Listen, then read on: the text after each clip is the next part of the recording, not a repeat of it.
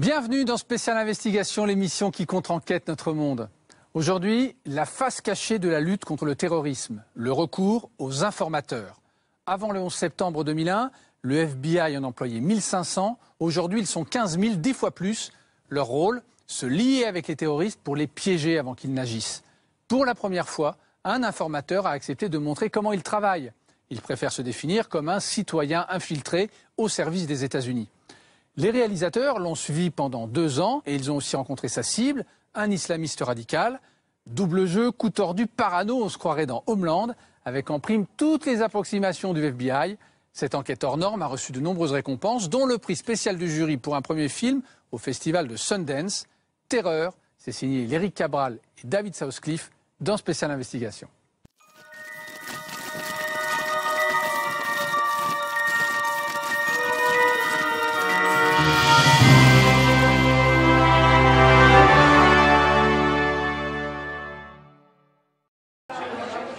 Prêt à sourire?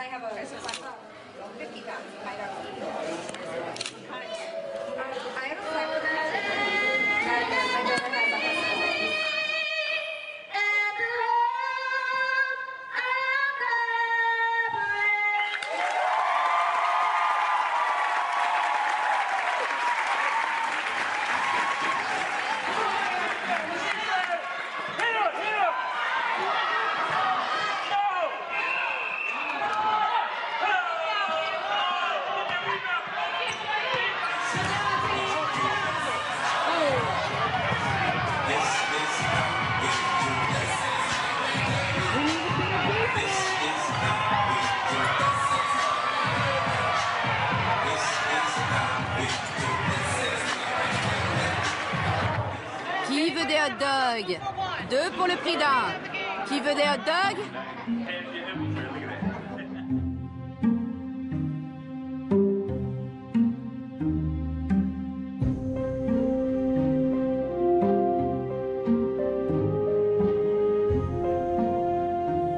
J'aime pas le terme informateur.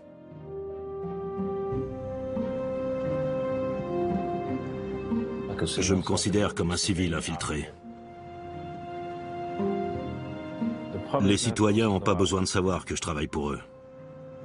J'existe pas, je suis une ombre. Un fantôme.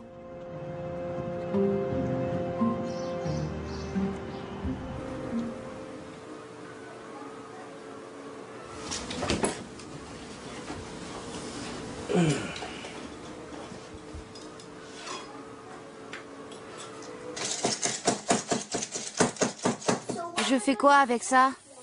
Je vais te montrer. Sois patient. Patience, patience, mon petit gars.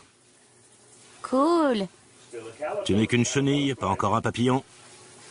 Il te faut le doigté magique, comme ça. Tu vois comme je fais? Je m'occupe de ce côté, fais l'autre.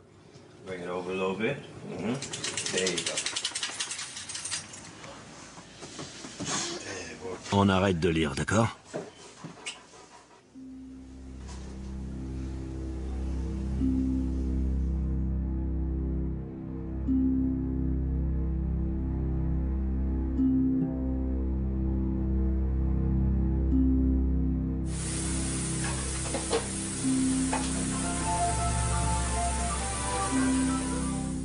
J'écoute. Tu sais, je fais confiance à mon instinct. Et sur ce coup-là, tu comprends? Exactement. Que s'est-il passé avec le FBI? Ils m'ont appelé parce qu'ils ont besoin de moi à Pittsburgh. Quel que soit leur objectif, s'ils veulent que je m'infiltre, je vais le faire.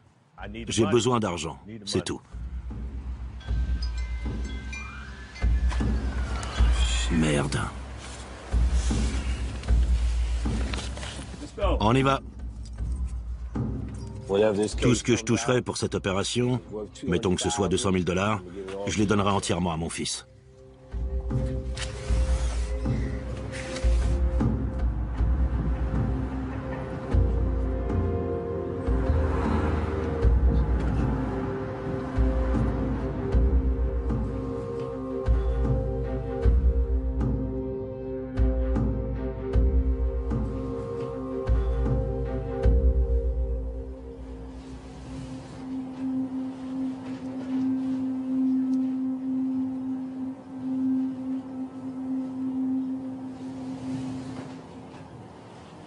C'est quoi cette carte au mur? La quoi? La carte au mur, c'est quoi? C'est pour me repérer dans le coin. Et les lignes rouges, ça veut dire quelque chose? Ouais. Ça a à voir avec ce que je dois faire ici. Je vais te montrer les photos. Je les mets là, tu les verras mieux. Mais je vais rien te dire, compris? Me demande pas qui c'est. Je te montre déjà quelque chose que tu devrais pas voir.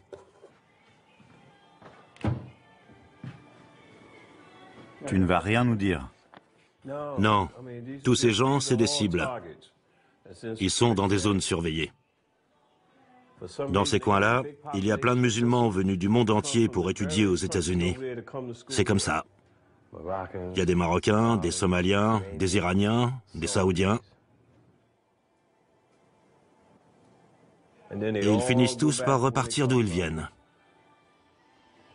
J'ai aucune sympathie pour eux. S'ils font du tort à l'islam, ils n'ont rien à faire ici.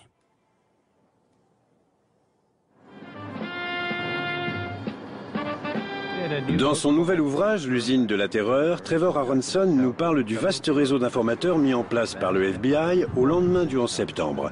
Il étudie comment cette nouvelle approche affecte l'équilibre délicat entre liberté individuelle et sécurité nationale.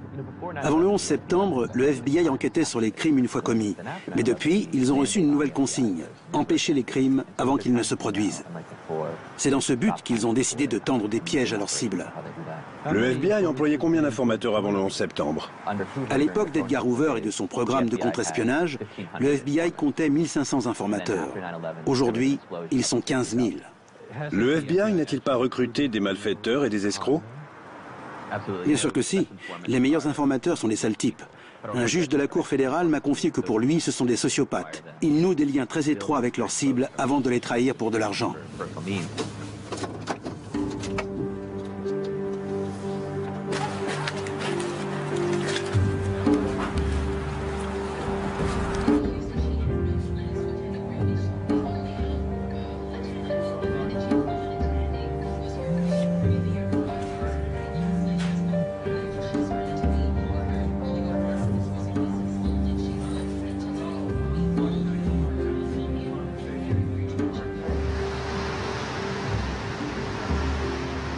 Ils préparent un gros coup. Ils veulent coincer ce type et tous ceux qui gravitent autour de lui.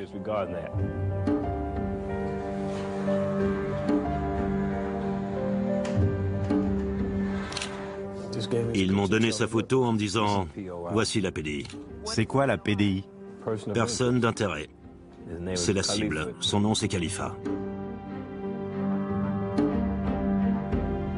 Ils le soupçonnent d'être en relation avec des individus engagés dans des activités terroristes aux États-Unis.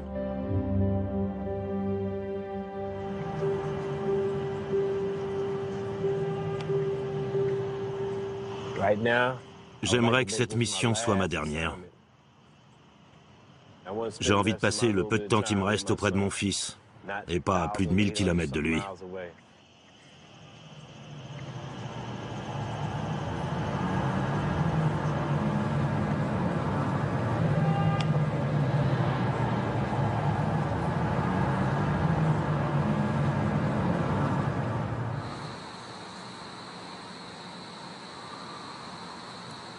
Tu es rentré en contact avec ta cible?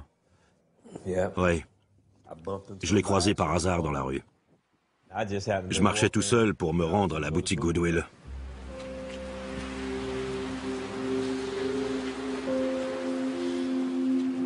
C'était juste à côté de l'arrêt de bus. Je l'ai aperçu avec sa femme. Je suis allé le voir et je l'ai salué. La deuxième fois, il était avec un de ses frères, un certain Jamil, dans une boutique afro. C'est à ce moment-là qu'on a échangé nos coordonnées. Il m'a donné sa carte. Dessus, il y avait son mail, son site internet et une présentation de ses activités. Il était question d'un endroit appelé Al-Shabaab, un genre d'institut. Al-Shabaab, ça veut dire quoi en arabe? En principe, ça veut dire étudiant. Mais en Somalie, le mot est associé au groupe terroriste.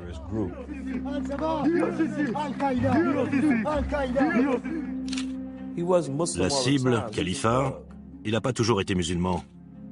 Avant, c'était un voyou. Il passait son temps à provoquer la police. Il se doute que t'es nouveau à Pittsburgh? Il le sait très bien. Et il croit que t'es là pourquoi? Pour travailler à la Croix-Rouge, à la section de recherche. Tu sais ce qui a alerté le FBI à son sujet?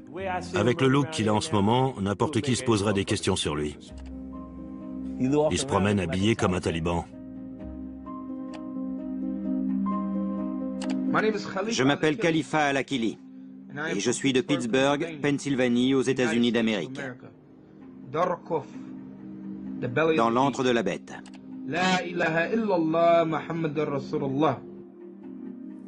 Il déteste le gouvernement, mais il ne le dit pas en public.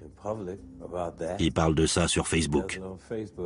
Pourquoi est-ce que nous, les musulmans, on n'a pas le droit d'oublier les morts du 11 septembre? Nos frères meurent tous les jours. Il a écrit ça sur Facebook. Oui.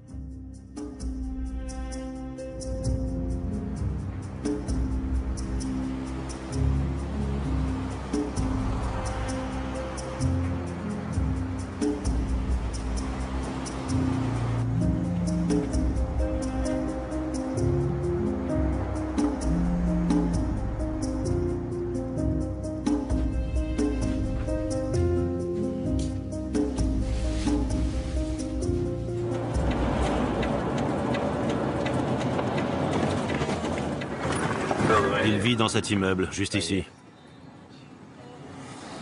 Ta cible vit à 2 pas de chez toi. Oui.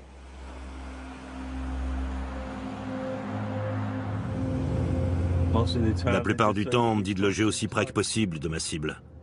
En colocation avec elle, ou dans le même immeuble, ou à quelques pâtés de maison maximum. 2 fois par semaine, les agents me tiennent informé de ses déplacements à venir.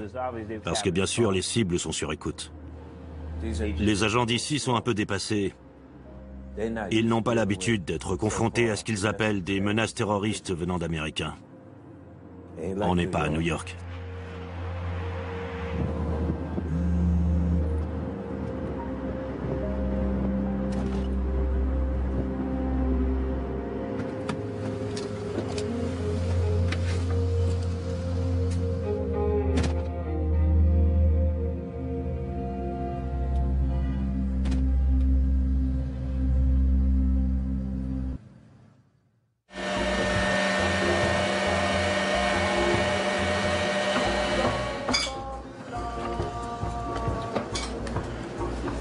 J'adorerais travailler dans une pâtisserie.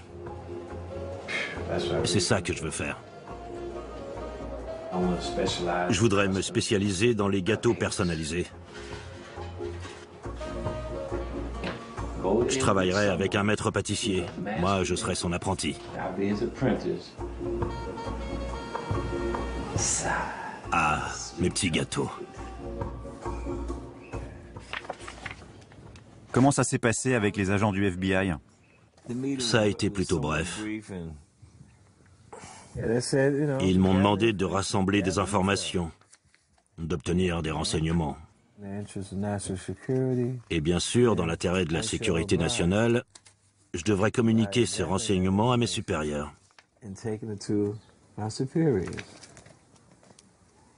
C'est à ce moment qu'ils me verseront mon argent.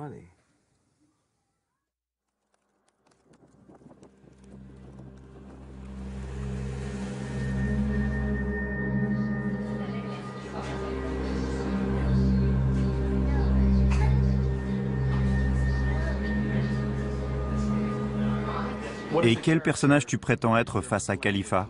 Je prétends rien. Mon personnage, c'est moi-même. Je suis un musulman qui, à une époque, a été en contact avec les Black Panthers. Le voilà, mon personnage.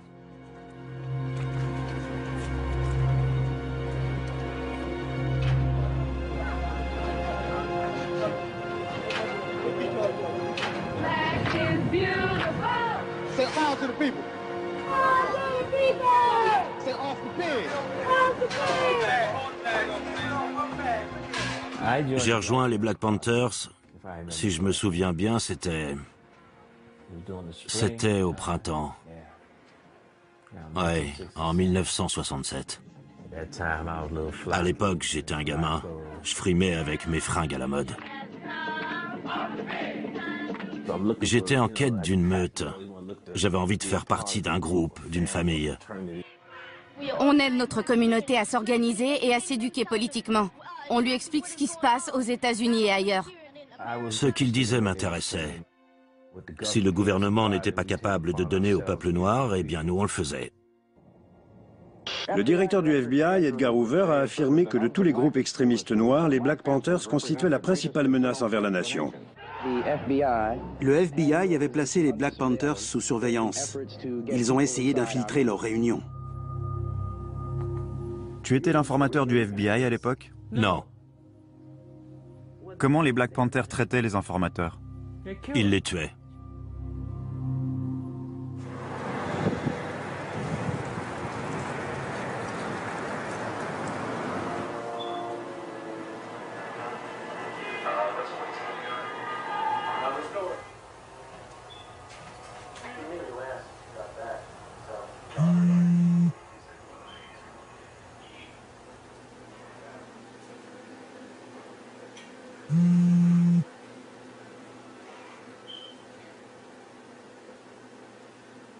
Toutes tes cibles sont des musulmans. Oui, ce sont tous des musulmans. Et comment t'expliques ça? Je sais pas pourquoi ces types se tournent vers l'islam. Je suis devenu musulman au début des années 70.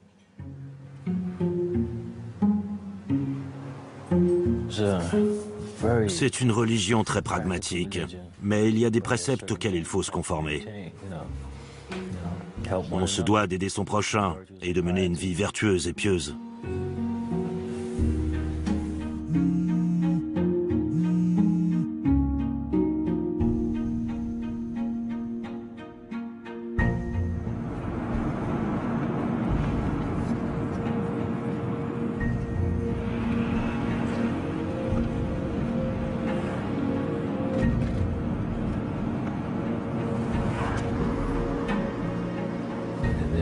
Il y a des jours où je peux tout faire et d'autres où rien ne va.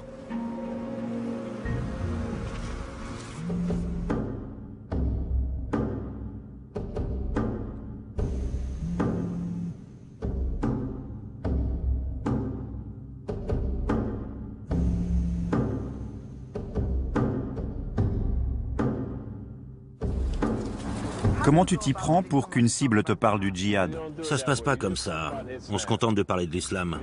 On n'aborde pas le sujet la première fois, ni même la première semaine. Ça peut prendre 2 ou 3 semaines. On jauge la cible, on se demande si elle a une dent contre le système. On cherche pourquoi et comment cette personne est devenue musulmane.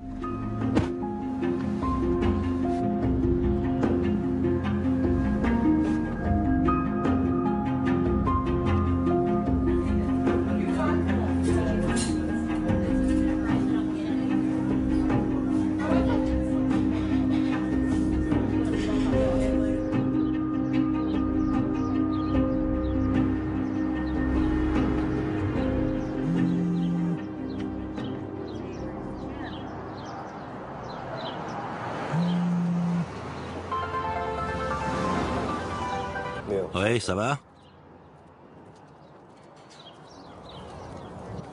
On ne peut pas espérer débarquer de nulle part et obtenir des résultats en l'espace de 4 ou 6 mois. Je suis pas un régulier dans cette mosquée et j'ai pas encore rencontré l'imam. Le plus souvent, c'est en prenant contact avec l'imam qu'on arrive à faire son trou, mais j'en suis pas là. Je dois attendre que Khalifa se confie à moi avant de pouvoir tenter un rapprochement.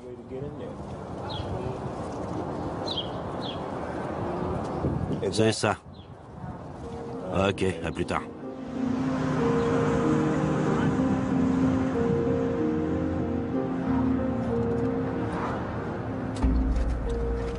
Tu m'as dit que la cible vendait des livres. Quel genre de livres? Il m'a montré sa bibliothèque. Il avait des bouquins sur des méthodes de guérilla, des trucs comme ça. Il avait aussi un manuel de l'armée américaine. On y expliquait le maniement des explosifs. Des ouvrages sur la révolution islamique, sur l'entraînement des djihadistes, leur méthode de combat. Je pourrais lui dire, tu t'es déjà battu? T'es allé dans l'armée? Et il me répondrait, non. Alors pourquoi tu te demandes comment fonctionne une guérilla? Tu veux faire ton malin?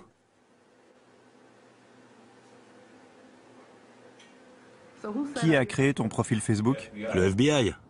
Moi, c'est pas mon truc, c'est eux qui m'ont poussé à le faire. Et maintenant, je fais quoi? Ah, ils auraient dû te former? Me former? Mais ces gars-là, ils y connaissent rien. Tout ce qu'ils veulent, c'est faire des arrestations. J'ai envoyé plusieurs invitations à ma cible. Il m'a encore jamais répondu. Comment on quitte ce machin?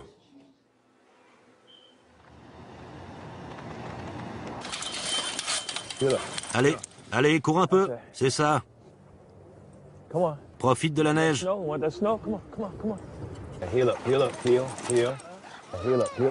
Arrête-toi.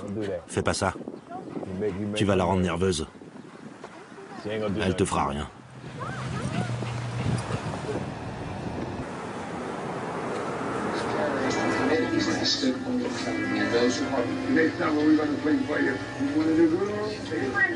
Previously on Homeland. She wants out. She asked for $5 million and a flight to Detroit. This is not some setup. It's real. An informant married for years to a Hezbollah commander turns up out of the blue, promising a... Forgive me, I thought we'd better meet her sooner rather than later. Well, we were supposed to meet her together, so you could talk to her and I could assess her reliability. Meaning you don't trust my judgment? Meaning the entire point of the protocol was to keep your judgment out of it. Jerry? We're gonna have to get back to you. Saul, she seemed credible to you? I'm not really in a position to say.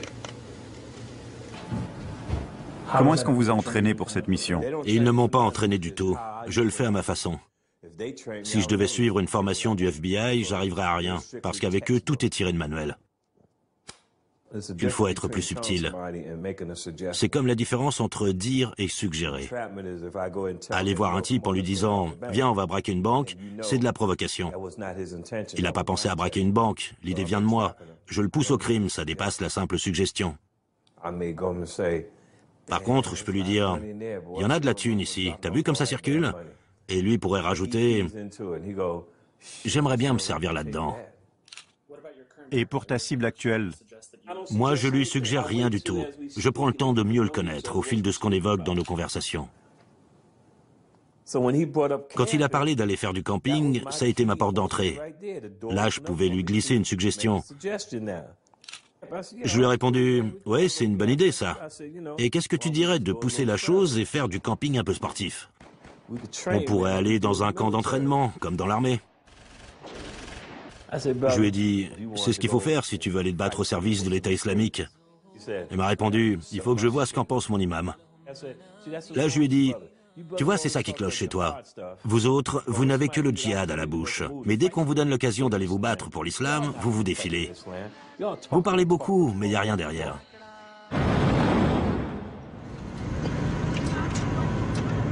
C'est pas vraiment un bon musulman.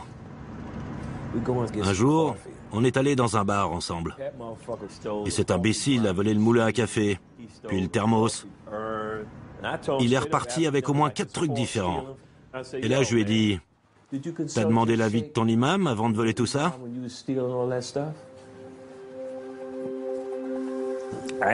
J'ai pas besoin de porter le kéfier ni quoi que ce soit d'autre pour montrer que je suis musulman. C'est quelque chose qui va de soi avant même la naissance.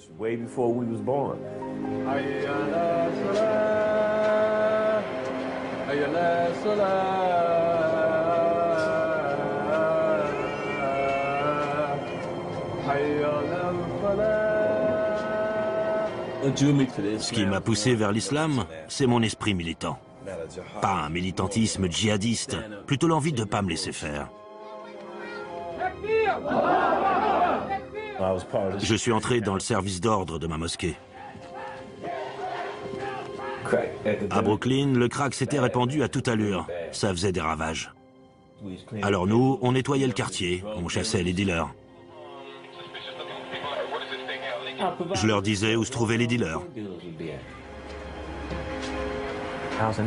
Je jouais un rôle positif dans le quartier. J'adorais ça. C'était génial.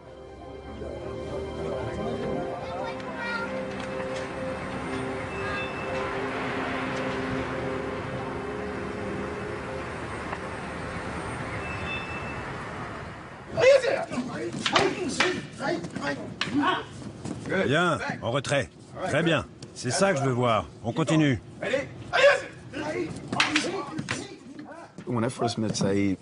J'ai rencontré Saïd à l'époque où la drogue a commencé à envahir le quartier.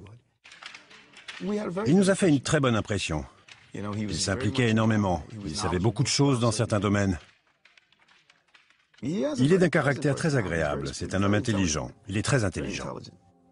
Tu penses avoir quelle réputation à la mosquée maintenant? Ah, là-bas, ils doivent sûrement se dire, si je le revois, lui, je le bute. Je lui tire une balle. J'ai violé le serment solennel qui me liait à un autre musulman. Eux, ils se fichent de savoir si le gars que j'ai balancé est bon ou mauvais. Il est musulman.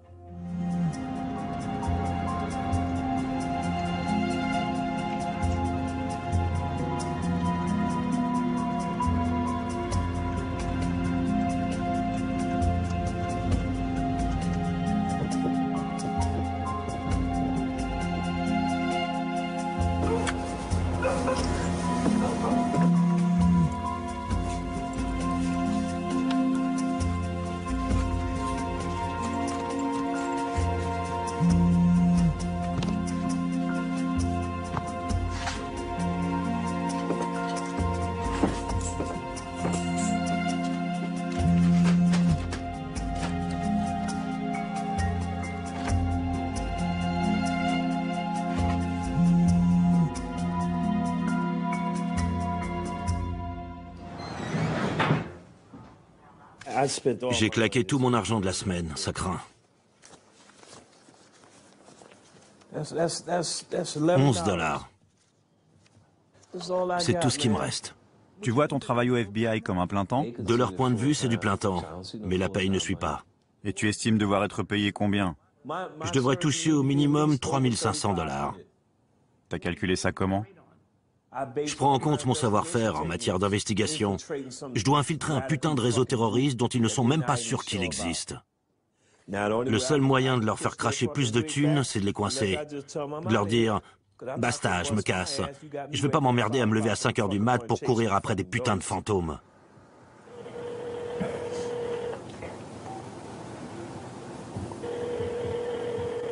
Allez, décroche. Salut. Salut. Je te vois. Et toi, tu me vois? Ouais. Ah, ok. Regardez-le. C'est son père tout craché. Ma dent est tombée. Ta dent est tombée?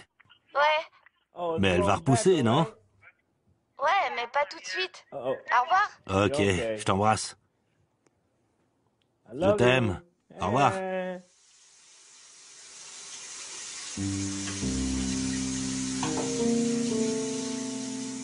Quand on mène ce genre d'existence, on passe à côté de plein de choses. La vie de famille, la vie sociale.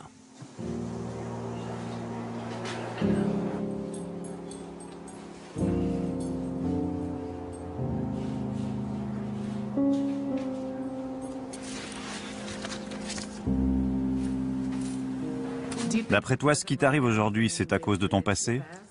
Ce que j'ai fait à une époque, je préfère pas en parler. J'ai horreur de ça. On a beau faire son possible pour racheter ses erreurs, on peut pas tirer un trait sur son passé.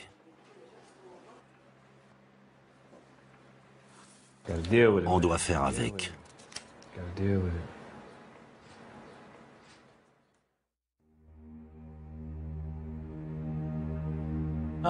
J'ai été impliqué dans un mouvement révolutionnaire.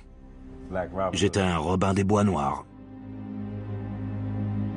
Je faisais partie d'un collectif. On dévalisait certaines institutions au service de notre cause. Les services postaux, les banques, le métro new-yorkais. Tout ce qu'on faisait, c'était redistribuer de l'argent au peuple.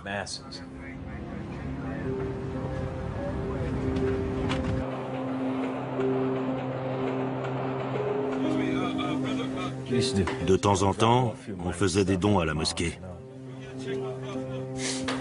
Bien sûr, on ne précisait pas d'où venait l'argent. Je traînais souvent avec des flics de la brigade ferroviaire, avec des agents de sécurité, des types comme ça. Je faisais ça pour qu'ils pensent que j'étais l'un des leurs. Et puis, les choses ont mal tourné.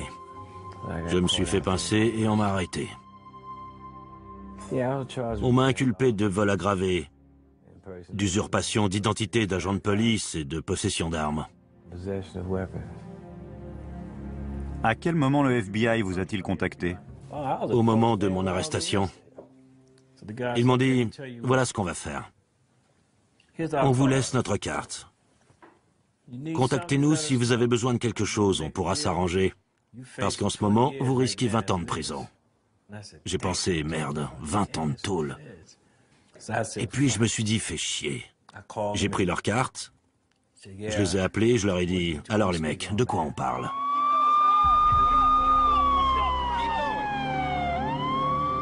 Après l'attentat du World Trade Center, ils ont soupçonné des communautés musulmanes implantées aux États-Unis d'être dans le coup. Je connaissais un des suspects, le cheik aveugle. Je faisais partie de son service de sécurité. Ils se sont dit que je devais savoir des trucs à son sujet, mais je savais rien. À ce moment-là, tu étais souvent en contact avec le FBI. À peu près 3 fois par semaine. Je suis devenu leur jouet pendant tout mon séjour en prison.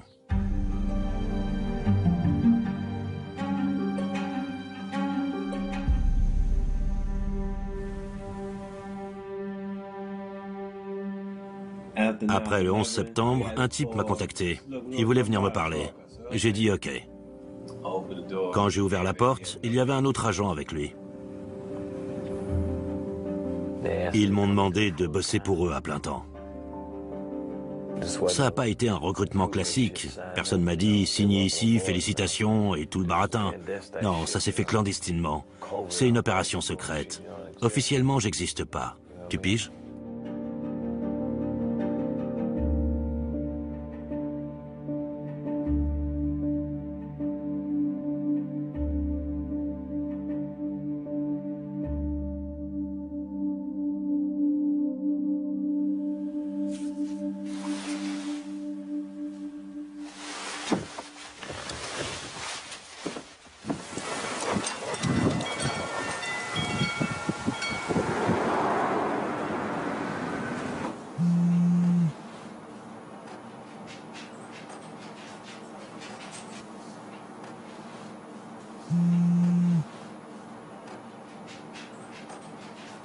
Je vais vous dire ce que j'en pense. Vous êtes persuadé qu'il chapeaute la filière terroriste du coin, que c'est un big boss, un intouchable. Mais c'est faux. C'est juste un pauvre type. Il fera jamais rien. Aucune de mes précédentes cibles ne faisait de vol minable à la tire. Surtout que chez les musulmans, c'est pas acceptable. C'est juste un minable. D'accord, ça marche. Bye. Je la sens pas, cette histoire. C'est la première fois que ça m'arrive depuis toutes ces années que je fais ce putain de job. Ce califat, c'est pas un génie, mais c'est pas le roi des cons non plus. Je le sens pas.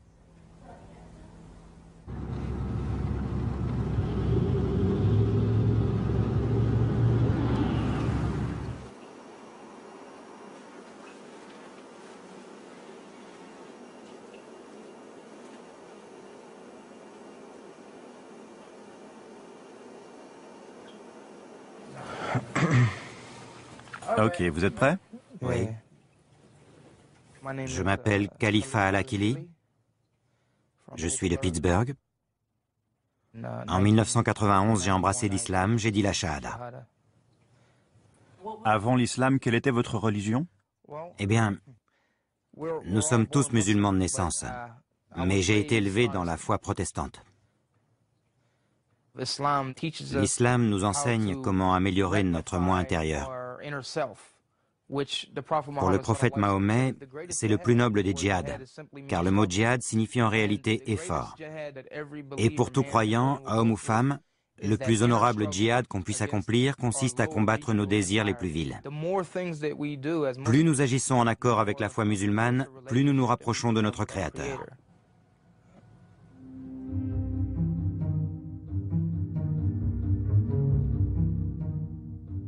Il n'arrêtait pas de parler de la cause. Il répétait que certains ne faisaient que prier tandis que d'autres se battaient. Il m'a écrit Assalamu alaikum. Allume ta télé, il y a Homeland. Un truc sur les terroristes en Amérique. J'ai allumé, j'ai regardé, et ça m'a bien plu. Mais son SMS, c'était un prétexte. Vous comprenez, il avait trouvé un prétexte pour me faire parler de terrorisme. Un jour, je rentrais chez moi et la voiture de Sharif est apparue au coin de la rue. Je lui ai fait signe, il s'est arrêté et la portière s'est soudainement ouverte côté passager. Il s'est précipité hors de la voiture. Cet idiot d'informateur. Un informateur? Oui, un informateur comme moi. Il se fait appeler Mohamed.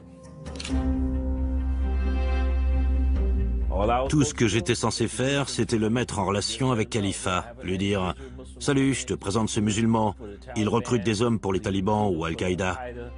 C'est un frère, vous devriez vous parler. Rien de plus. » Avant même que je puisse faire les présentations, cet ahuri est sorti de ma voiture et il s'est précipité à la rencontre de la cible. J'en revenais pas. Un homme est sorti de la voiture et s'est avancé jusqu'à moi. Et il m'a salué et il m'a embrassé sur les 2 joues. Je vous jure qu'en repensant à ce moment, j'ai eu l'impression d'avoir joué dans une scène de film hollywoodien, où j'aurais rencontré le chef d'une organisation terroriste. Aussitôt, il a voulu qu'on discute autour d'un café. J'ai refusé en lui disant que j'avais prévu d'aller voir ma mère, que j'étais justement en chemin pour attraper le bus qui devait m'emmener chez elle. Je suis parti et lui, il est remonté dans la voiture. Le FBI m'a demandé d'insister. Je leur ai dit que je trouvais pas ça malin de me présenter chez la cible pour remettre ça, alors que tout juste 20 minutes avant, il venait de nous dire qu'il allait chez sa mère. Ils m'ont dit « Ouais, t'auras qu'à lui dire que Mohamed a reçu un appel pour sa mère, qu'il n'y a pas à s'inquiéter et que vous passiez devant chez lui, que vous avez entendu du bruit et vous avez frappé à sa porte. » Je leur ai dit « Vous êtes sérieux là? C'est ce que vous avez trouvé de mieux comme couverture ?» Je les ai prévenus que j'étais pas à l'aise avec cette idée, mais que j'allais le faire quand même. Seulement, j'ai voulu que les choses soient claires. Il n'était pas question qu'ils me fassent porter le chapeau quand leur plan foireux se casserait la gueule. C'est là qu'il a débarqué en bas de chez moi. Il faut taper un code pour entrer dans le hall de l'immeuble. Et j'avais programmé un renvoi d'appel de mon interphone vers mon téléphone portable. Personne ne s'était jamais présenté chez moi à l'improviste. Mais j'ai répondu. J'ai dit « Khalifa, c'est moi, Sharif ». Il m'a dit « Hein? Quoi? Qui ça ?» C'était Sharif. Il m'a dit « Je suis venu avec Mohamed, on a pensé qu'on pourrait venir te voir. On aimerait bien passer un moment avec toi. » Je leur ai répondu que j'étais pas chez moi, même si c'était pas vrai. C'était vraiment évident que je tenais pas à les voir. J'ai dû inventer je sais pas combien d'excuses différentes. Le lendemain matin, en arrivant à ce coin de ma rue, je me suis retrouvé face à ce soi-disant Mohamed, qui sortait de nulle part. Il était censé loger dans un hôtel du centre-ville de Pittsburgh. Et pourtant, il se baladait à des kilomètres de là, au petit matin, sans le moindre véhicule. Et comme par hasard, il avait sur lui une carte qu'il devait remettre à ma mère. J'ai accepté à contre-cœur de l'accompagner au McDonald's.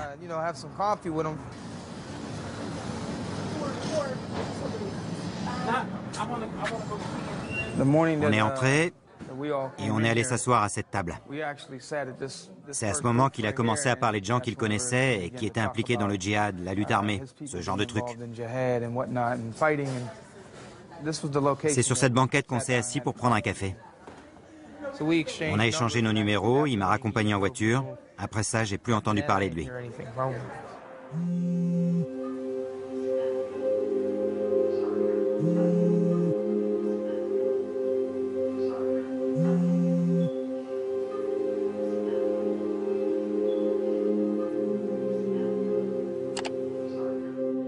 C'est la 3e fois que j'essaie. Regarde, il m'a bloqué. Il veut plus correspondre avec moi. Ces trous du cul ont tout fait foirer. Tu vas voir. Je vais les appeler pour leur dire ce que j'en pense. Salut Jay. Je comprends pas ce qui se passe. Il m'a bloqué, pourtant il sait très bien que c'est moi. Ouais, d'accord. Ok, à plus tard. Ils sont vraiment bien plantés. Et je veux même pas en discuter avec eux. Qu'ils se prennent la tête tout seuls.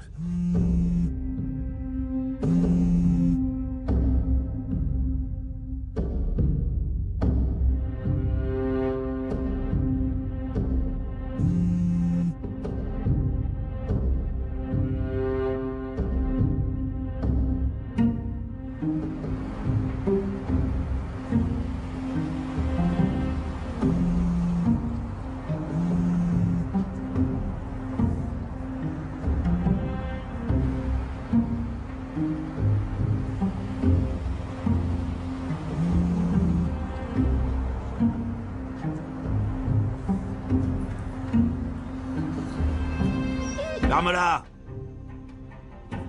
J'en ai ma claque de t'entendre aujourd'hui. J'aurais pu lui tendre un piège, cacher une arme quelque part chez lui. Tu fais ça, puis t'appelles la police locale.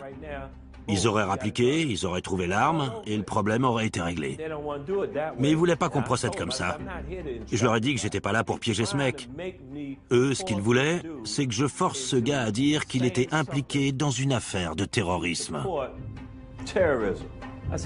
Mais je les ai prévenus que c'était pas un terroriste. C'est même pas un pseudo-terroriste. C'est juste un guignol, rien d'autre. Mais qu'est-ce que vous avez foutu depuis 3 ans? Si vous avez rien trouvé pour l'arrêter, vous croyez vraiment que moi je vais pouvoir y changer quelque chose?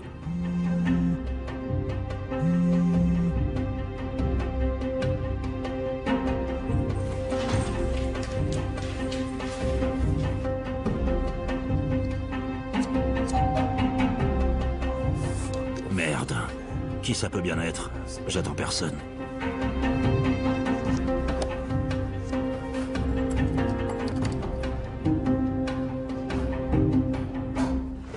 Personne ne sonne jamais chez moi. J'attends jamais de visite. Je connais pas grand monde ici. Alors quand j'entends la sonnette, je suis sur mes gardes. Croyez-le ou non, mais si je vous considérais comme une menace, je me débarrasserais de vous et de manière très douloureuse.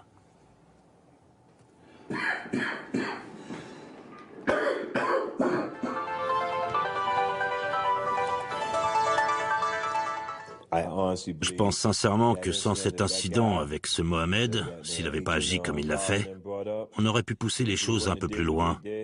Croyez-moi. Ouais.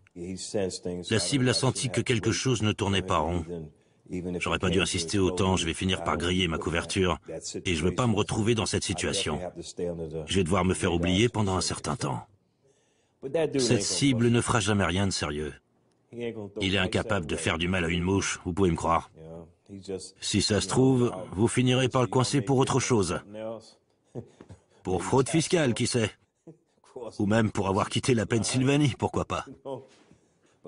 Mais d'après moi, vous allez devoir tenter une nouvelle approche avec lui. Vous pouvez essayer de passer en force, et une fois que vous l'aurez arrêté, vous y allez au bluff. Vous lui faites un coup foireux.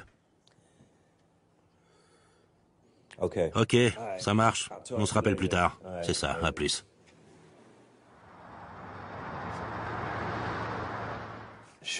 Une fois, Sharif m'a fait attendre dans sa voiture. Pendant qu'il était parti, j'ai vu une lettre qui traînait sur le tableau de bord. Ça venait des services sociaux. Je l'ai prise en photo parce que je me doutais qu'il était du FBI. Je voulais savoir qui il était réellement. Son vrai nom, c'est Saïd Torres.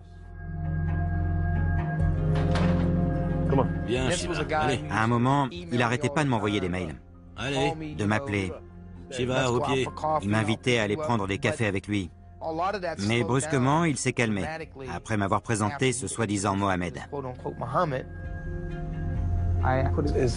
J'ai tapé son numéro de téléphone dans Google.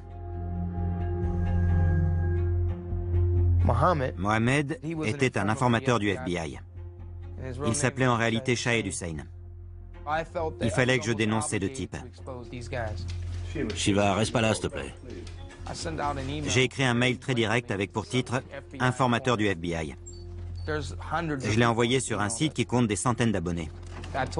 J'ai fait savoir que j'étais prêt à répondre à toutes les questions qu'on voudrait me poser. Depuis, Sharif a disparu. Il s'est volatilisé comme par enchantement.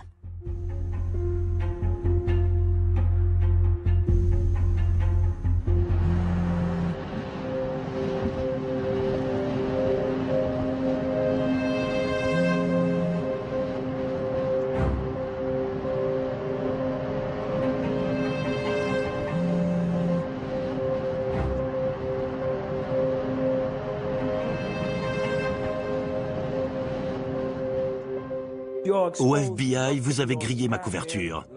J'ai pris des putains de risques pour vous, et vous m'avez laissé tomber.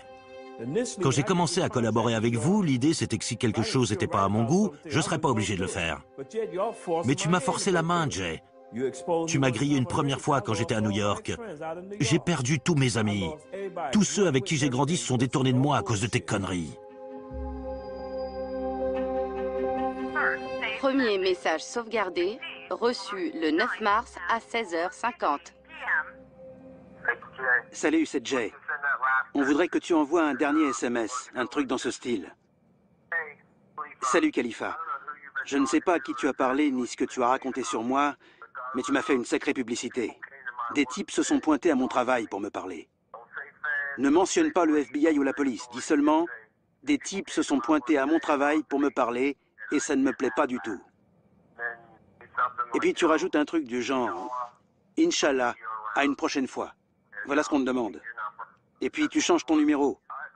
Appelle-moi si tu as des questions. Tu vois, c'est ce que je te disais. Je rentre enfin chez moi, et t'entends ce qu'ils viennent encore me demander? Ils me sucent jusqu'à la moelle, et puis me laissent crever la gueule ouverte, sans argent.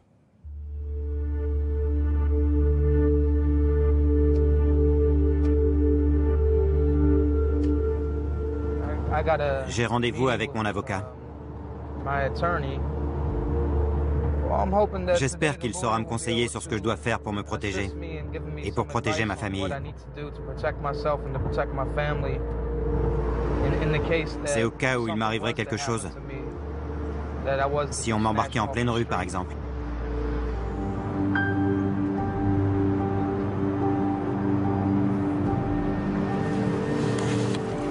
J'ai fait de mal à personne. Le prophète Mahomet a dit « Prenez garde aux supplications de celui qui est injustement traité. » C'est injuste. J'ai rien fait de mal. S'il vous plaît, contactez quelqu'un pour aider ma famille.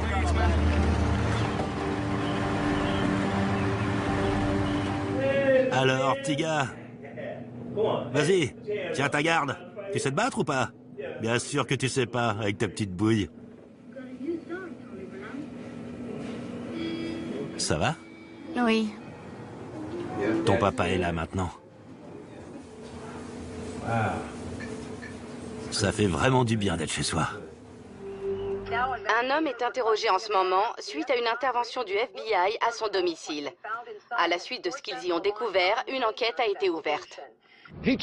Il a dit à ses amis qu'il voulait rejoindre les talibans et mourir en martyr. Mais il est tombé dans les bras du FBI. Les agents de Pittsburgh viennent de l'arrêter dans son appartement. Ce soir, les agents du FBI tentent de mesurer le niveau de haine que cet homme voue à l'Amérique.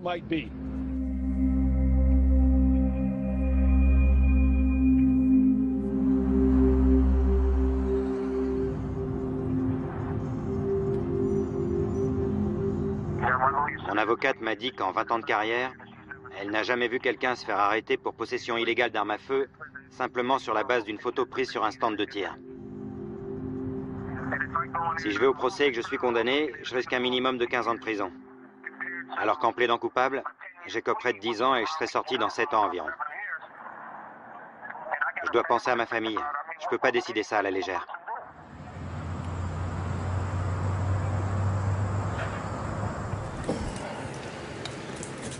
J'ai pas de travail. C'est dur. Les employeurs du coin ont tendance à embaucher des gens qui leur ressemblent. Je vois pas beaucoup de bars irlandais qui bossent avec un cuistot noir.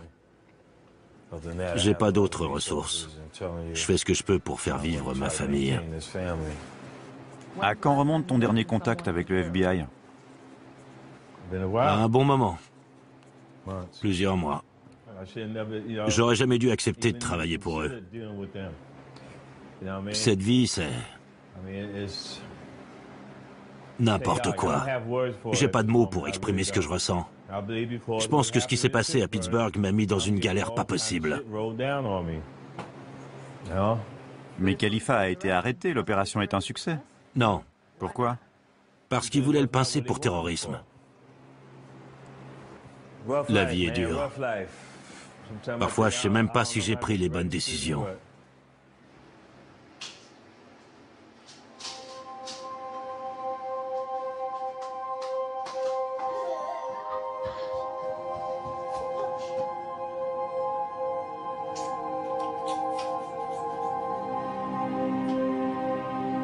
Il faut que je me ressaisisse, mec. Putain, je suis tellement déprimé. Ça a jamais été si dur. Il faut que je me reprenne. Que je sois plus un père pour mon fils.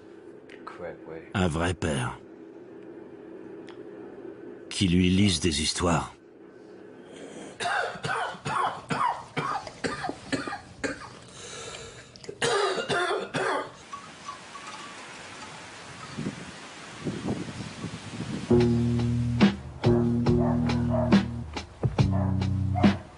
Des agents qui bossent au bureau de New York préparent quelque chose. Ils m'ont demandé si j'étais intéressé par une mission parce qu'il y aurait du travail pour moi là-bas. Je leur ai dit oui. Ça me dépannerait bien. Ils sont en train de monter un dossier. Je sais pas ce que je devrais faire, mais mon profil doit coller à ce qu'ils cherchent. Ils se rappellent toujours avec qui ils ont bossé. Ils ont dû se dire, sur ce coup-là, il nous faut un nouveau shérif.